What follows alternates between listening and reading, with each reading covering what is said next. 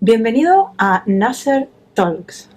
Van a ser una serie de charlas informativas que vamos a impartir diferentes profesionales que nos dedicamos al mundo de la nutrición y de la salud, gracias al Centro de Estudios Superiores Nasserx. Mi nombre es Mari Carmen Nieto. En las redes sociales me vais a encontrar como marinieto.dietista.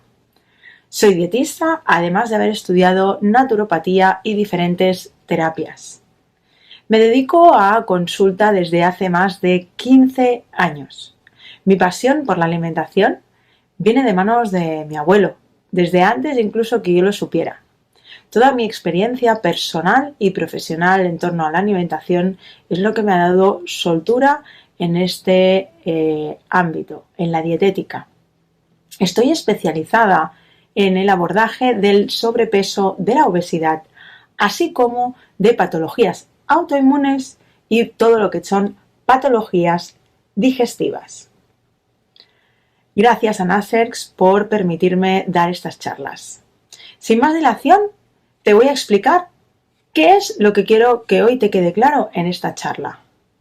Me gustaría que vieras la importancia de la alimentación en la aparición de patologías y te voy a dar herramientas para que sepas cómo manejar determinadas alteraciones corporales o enfermedades, como la quieres llamar. Para ello vamos a dividir esta charla en 3 grandes bloques. Primer bloque, vamos a hablar sobre salud, que es el concepto salud que entiendo por salud, que entienden mis pacientes, clientes por salud. Esto ya verás que es determinante. En cuanto al segundo punto, hablaremos de los factores que son determinantes en la aparición de patologías. Y aquí hablaremos de diferentes aspectos. Y por último, pero no por ello menos importantes, te voy a dar diferentes herramientas alimentarias para que puedas utilizar en consulta. Así que no pierdas detalle y quédate hasta el final. Concepto salud. Es de lo primero de lo que vamos a hablar. Lo primero que te quiero preguntar es, ¿qué entiendes tú por salud? Y aún más importante si te dedicas al mundo de la dietética y de la salud, ¿qué entienden tus pacientes por salud? Te voy a dar la definición de la OMS. Para la OMS, salud es un estado completo de bienestar físico, mental y social. Completo bienestar, es decir, tienen que estar todas las facetas cubiertas, tanto física, mentalmente como socialmente. Cuando hablamos de una salud física, nos estamos haciendo referencia a la temperatura, al pH, a la humedad, al correcto funcionamiento orgánico y de los sistemas. Aquí entrarían cosas como lo que comemos, el deporte que hacemos, el descanso, el estirar, el dormir, el caminar. Los tendríamos en cuenta en todo lo que es salud física. Cuando hablamos de salud mental, estamos hablando de la creatividad, de la imaginación, de estudiar, de leer, de poner en marcha al director de orquesta. Y cuando hablamos de salud social, ¿a qué nos referimos? Pues bien, nos referimos, por ejemplo, a un correcto uso de lo que son redes sociales, a establecer determinados límites, a vínculos que son saludables, amistades que sean horizontales, es decir, de tú a tú, sin superioridad. Estamos hablando también de comunicación, de interacción social e incluso también estaríamos hablando de saber pedir ayuda. Yo, además de esto, también incluiría 2 tipos de salud más. Una de ellas, una salud emocional. La salud emocional tiene que ver con la educación emocional, con la asertividad, con la compasión, con el perdón, con la gratitud, el manejo del estrés. Con la inteligencia emocional, disfrutar también de la soledad y la intimidad tendría cabida en este apartado, así como la autonomía y, por ejemplo, el acudir a terapia. Y para mí, otro tipo de salud que estaría dentro de todo el concepto salud sería la salud espiritual. En salud espiritual no pretendo hablarte de ningún tipo de religión, todo lo contrario. Vamos a hablar dentro de este apartado de meditación, de hacerte determinadas preguntas, de cuestionarte algunas creencias, de desidentificación un poquito de tu ego, de cuestionar la propia identidad, de hacerse preguntas sobre el sentido del todo o conexiones más profundas, incluso de escuchar y confiar mucho más en esa intuición que todos y cada uno de nosotros tenemos. Con lo cual, salud no es ausencia de enfermedad. Esto es necesario que lo tengas presente, porque van a haber muchas veces que en consulta acudirán a ti determinados pacientes o clientes con pruebas y análisis que van a salir perfectos, no va a salir absolutamente nada. Sin embargo, ellos lo que te están diciendo es que no tienen un completo estado de bienestar. Por eso es importante que al cliente paciente, a la persona, la pongamos en el centro y alrededor valoremos el sistema de recompensas que tiene, los apegos, lo que descansa, lo que come, el contacto con la naturaleza, el trabajo que tiene, cómo gestiona el estrés, si medita, qué es aquello que le hace feliz o qué es aquello que le reconcome. Porque todo ello es lo que al final va a hacer que una persona tenga o no salud. Es muy importante, por lo tanto, hacer una correcta anamnesis y mirar a los ojos a la persona, dedicarle el tiempo que es necesario y hacer una escucha activa, sin ningún tipo de distracción. Tenlo en cuenta cada vez que estés en consulta con cada uno de tus clientes o pacientes. El segundo punto del que te quiero hablar es del punto de patologías, los factores que predisponen a la aparición de determinadas patologías. Bien, es muy probable que si tú preguntas en consulta, uno de los factores que más se repiten es el genético. Yo tengo colesterol alto porque mi madre lo tenía. Yo padezco de tiroides porque mi madre padecía. Se le da una importancia, en muchas ocasiones, exagerada a la parte genética. ¿Por qué te digo esto? Pues mira, no te lo voy a decir ni siquiera yo, te lo va a decir un estudio que te voy a dejar para que puedas consultarlo cuando quieras, que se hizo a 2.945 pares de danesas gemelas monocigotas. ¿Eso qué quiere decir? Que genéticamente eran iguales, gemelas que eran genéticamente iguales, con lo cual, en principio, si a una le aparece una patología, a la otra debería aparecerle también. Lo que se determinó fue la probabilidad de que apareciera hipotiroidismo autoinmune en ambas. Pues bien, las conclusiones de este estudio fueron que el 55% de estas parejas de gemelas monocigotas genéticamente iguales fueron las que aparecieron, en las que aparecieron la patología de hipotiroidismo autoinmune. Eso quiere decir que había un 45% de gemelas genéticamente iguales que, pese a tener los mismos genes, no apareció la patología en los dos casos. ¿Por qué? Pues porque el entorno y los hábitos juegan un papel crucial. Para que me entiendas, que tengamos un padre y una madre que sean matemáticos no predispone a que el niño sea matemático. El niño tiene las aptitudes, pero si no se pone, si no trabaja, si no hace determinadas cosas para que estas aptitudes se vean reflejadas, nunca será matemático. Lo mismo pasa con las patologías. Hay algunas patologías, es cierto, que tiene la genética un peso mucho más importante, pero en la gran mayoría de patologías que tenemos en la sociedad de hoy en día, la genética tiene un peso alrededor del 25%, no más. El otro 75% es el entorno, son los hábitos que tenemos. Y dentro de estas 3/4 partes de este entorno, de estos hábitos, ¿qué nos encontraríamos? Pues bien, por ejemplo, nos encontraríamos el papel determinante de la microbiota.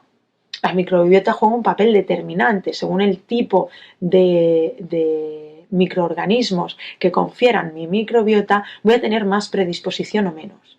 Para que te hagas un poco la idea, también te voy a dejar un estudio sobre el toxoplasma de Gondy. El toxoplasma de Gondy es un bicho que, sobre todo un microorganismo, que vive en los felinos. Pasan a las heces por huevos. Es la toxoplasmosis que se analiza en las mujeres embarazadas. Y lo que sucede es que si estos huevos que hay en las heces de los felinos entran en contacto, por ejemplo, con algunas ratas, lo que sucede es que hay un cambio en la conducta de la rata. Sí, tal y como lo oyes. Cambia la conducta del roedor. ¿Haciendo qué? Favoreciendo que se acerque al felino. Es decir, lo que hace es que actúa en el centro del miedo para que no lo tenga, inhibiéndolo, y de esta forma se acerque. ¿Por qué se acerca? Porque es la forma en la que tiene que sobrevivir, en la forma en la que puede sobrevivir el toxoplasma de Gondy. Si el ratón no tiene miedo al gato, el gato se lo comerá, por lo tanto el toxoplasma de Gondy vivirá. Es un tema de supervivencia.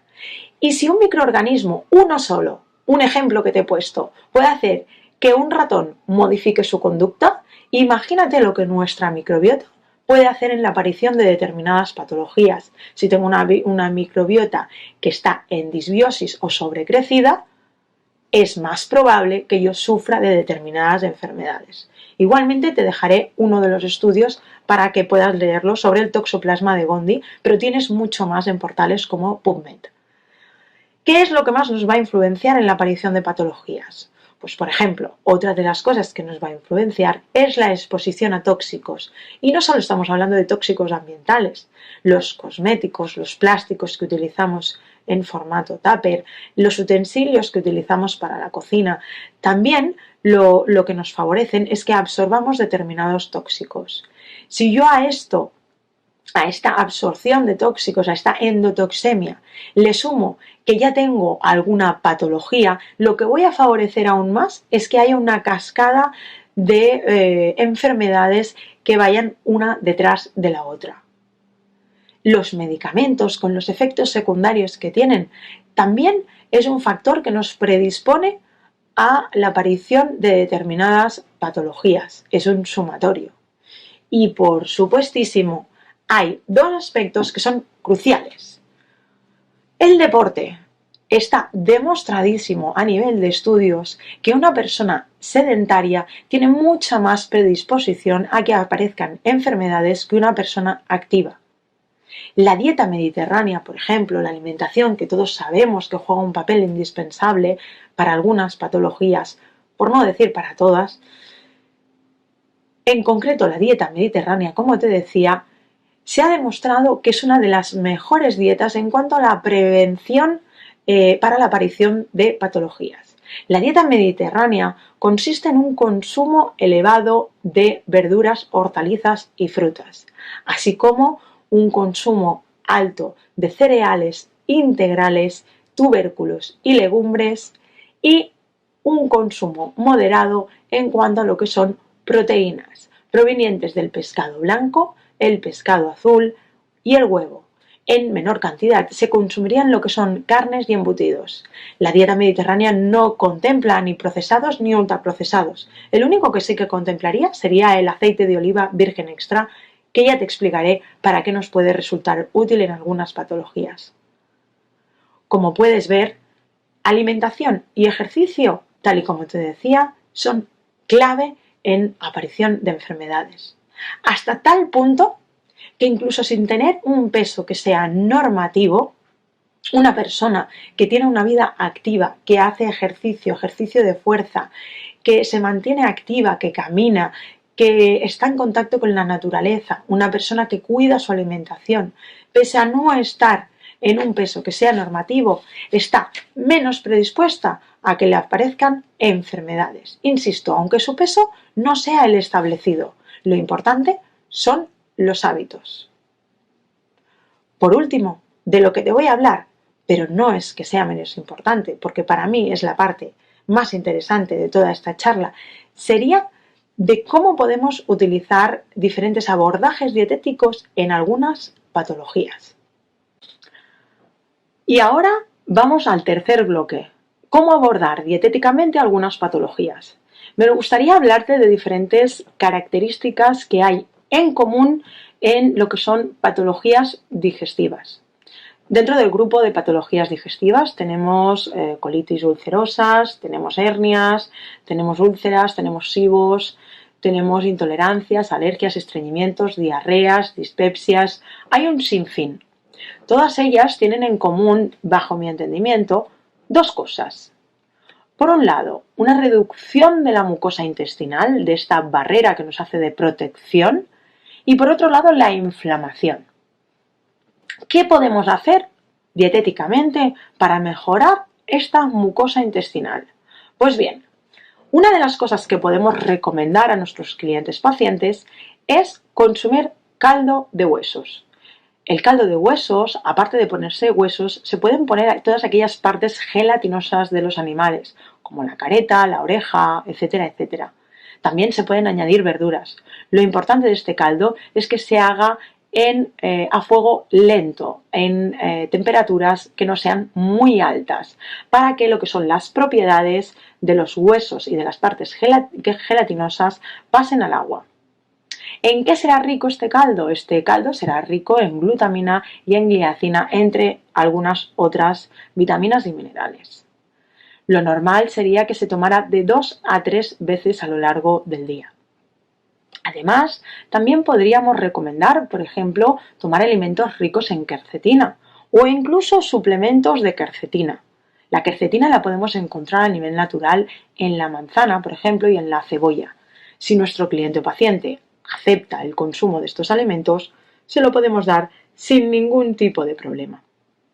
Además, la quercetina, en aquellas personas que tienen problemas con las histaminas o aminas biógenas, también es un suplemento muy interesante de tomar. El zinc es un mineral que juega un papel indispensable en lo que es la mucosa intestinal. ¿Dónde lo vamos a encontrar? Pues por ejemplo en huevos, en mariscos y en las pipas de calabaza, en la semilla de calabaza. Y un suplemento que a mí me gusta muchísimo, tengo que reconocerlo, es el aloe vera. El aloe vera no solo nos va a mejorar esta mucosa intestinal, esta capa de barrera, sino que además tiene un efecto antioxidante, antiinflamatorio y regulador del tránsito intestinal, algo que es muy frecuente posiblemente en las consultas que tengas. El aloe vera a mí personalmente me gusta recomendarlo en forma líquida, por una sencilla razón. La cantidad de extracto seco que la persona va a consumir cuando lo está tomando en formato líquido siempre va a ser muchísimo mayor que si lo toma en formato de cápsula. En una cápsula caben aproximadamente 700-750 miligramos de aloe vera, mientras que en 50 mililitros de bebible de aloe vera podemos tener alrededor de unos 10 gramos de extracto seco de aloe vera. Con lo cual, si comparamos la cantidad de comprimidos que deberíamos tomar de una forma y la dosis que debemos recomendar en forma líquida, es preferible pasar este mal trago y tomar la forma líquida. En cuanto a lo que es reducir inflamación, tener en cuenta que todas aquellas patologías con la terminación itis significan inflamación. ¿Qué es lo que vamos a hacer para reducir esta inflamación? Pues lo primero que yo te aconsejaría sería que aumentaras el consumo de grasas saludables. Aquí, una de las indicaciones estrellas es recomendar nuestro oro líquido por excelencia, es decir, el aceite de oliva virgen extra. También aumentar el consumo de omega 3 que tenemos presente no solo en pescados blancos y azules, aunque en estos primeros en menor proporción, sino también aumentar el consumo de frutos secos y determinadas semillas, como por ejemplo la de chía, que son ricas también en omega 3. Además de esto, cada vez más se está consumiendo en nuestro país lo que es el aceite de coco, con lo cual también sería una buena indicación para aumentar lo que es el consumo de grasas saludables. ¿Qué es lo que más podemos recomendar para reducir inflamación? Pues la familia de los allium, de los ajos. Y por supuestísimo, aumentar todos aquellos alimentos ricos en fitoquímicos, es decir, consumir frutas verduras y hortalizas de temporada. Estas son ricas, por ejemplo, en la quercetina que te he hablado antes, pero también, por ejemplo, la cúrcuma es rico en curcumina. La genisteína, por ejemplo, también es otro fitoquímico muy interesante. La berberina también es otro fitoquímico que podemos encontrar de forma natural. Incluso el caenferol que podemos encontrar, por ejemplo, en el brócoli o en la manzana, también es muy interesante. Así que ya sabes, si queremos mejorar la mucosa intestinal, caldo de huesos, quercetina, zinc y aloe, indispensables. Si queremos reducir inflamación, grasas saludables, allium y fitoquímicos naturales. Pero una de las cosas que pasa es que cuando pensamos en el abordaje dietético de una patología, siempre son patologías digestivas, no pensamos en ninguna otra. Pues bien, hoy vengo a hablarte de la depresión. En la depresión se puede hacer abordaje alimentario, igual que en muchas otras patologías neuronales y neurodegenerativas incluso. Aquí es importante que tengas en cuenta el eje intestino-microbiota-cerebro. Juega un papel crucial para ello. Lo que comemos, lo que pensamos, nuestra personalidad, nuestro sistema de recompensas juega un papel crucial en la aparición de determinadas patologías que tienen que ver con estados depresivos. La depresión tiene como factor común una reducción de la concentración de noradrenalina, una reducción de serotonina y una reducción de dopaminas, así como de GABA, y un aumento de glutamato, por ejemplo. También tienen en común que hay alteraciones hormonales, alteraciones de neuropéptidos y de endocannabinoides. Los endocannabinoides tienen que ver con la sensibilidad al dolor. Por eso las personas que tienen depresión suelen ser más sensibles al dolor. Y algo que también es común en estados depresivos e incluso ansiosos es la inflamación. Recuerda aquellos alimentos de los que hemos hablado para reducir la inflamación a nivel digestivo. Aquí también serían útiles, por ejemplo, de recomendar. Quiero que tengas presente que este eje intestino-microbiota-cerebro del que te he hablado, es importante que potenciemos el consumo de determinados alimentos que son ricos en fermentos como por ejemplo el Lactobacillus plantarum. Los encontraríamos en alimentos fermentados no pasteurizados, como por ejemplo, ¿cuál? Por ejemplo, los encurtidos que no están pasteurizados son ricos en este lactobacillus y en muchos otros. El kéfir también tendría un efecto muy interesante en la depresión. El chucrut también lo tendría, el miso y el kimchi, por ejemplo. Además de esto, tenemos que darle alimentos a esta microbiota. ¿Y cómo se lo podemos dar? Pues por ejemplo con almidón resistente. El almidón resistente es una sustancia que está de forma natural en algunas, por ejemplo, frutas como la papaya o el plátano macho, pero que también podemos obtener en casa, por ejemplo, en los tubérculos y en los cereales que cocinemos si los enfriamos y los comemos de un día para otro. ¿Qué es lo que va a hacer este almidón resistente? Pues bien, este almidón resistente, una de las cosas que va a generar es un aumento del butirato. El butirato es un ácido graso de cadena corta que se genera por microbiota sana. También vamos a generar más butirato, por ejemplo, en ayunos o en estados de cetosis. A la microbiota que nosotros tenemos, ¿qué tipo de alimentos les gusta para generar también más butirato aparte de este almidón resistente? Pues por ejemplo, milagrosamente le gusta también el aceite de oliva virgen extra. Le gustan también los ajos, las especias aromáticas como el orégano, el jengibre, la albahaca. También le gustan los frutos secos como los pistachos, las almendras. Y por si no te has dado cuenta, te acabo de dar la receta perfecta para una salsa pesto.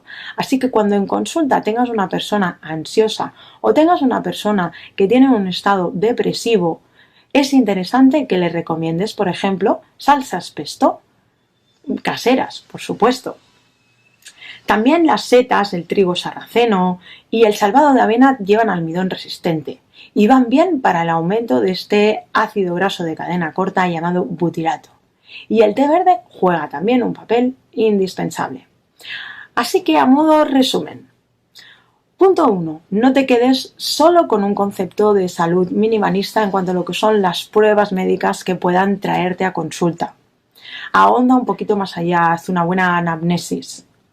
Segunda cosa que debes de tener en cuenta: los factores determinantes para la aparición de una patología. No te quedes únicamente con la genética o con la dieta o con el ejercicio. Ve un poquito más allá. Y por último, cuando estamos hablando de dietética para el abordaje de patologías, no pensemos solo en el abordaje a nivel de alteraciones digestivas. La alimentación hoy en día se ha demostrado que juega un papel muy importante en la aparición de patologías de toda índole. Así que aboquemos por un estilo de vida más saludable y por una alimentación que sume años a nuestra vida. Espero que la charla de hoy te haya resultado interesante y útil. Guárdala para verla tantas veces como quieras y por favor dale al me gusta. Sigue a Naserx y sígueme a mí misma en @marinieto.dietista. Será un placer leerte si tienes alguna propuesta y espero verte pronto en otra de nuestras charlas.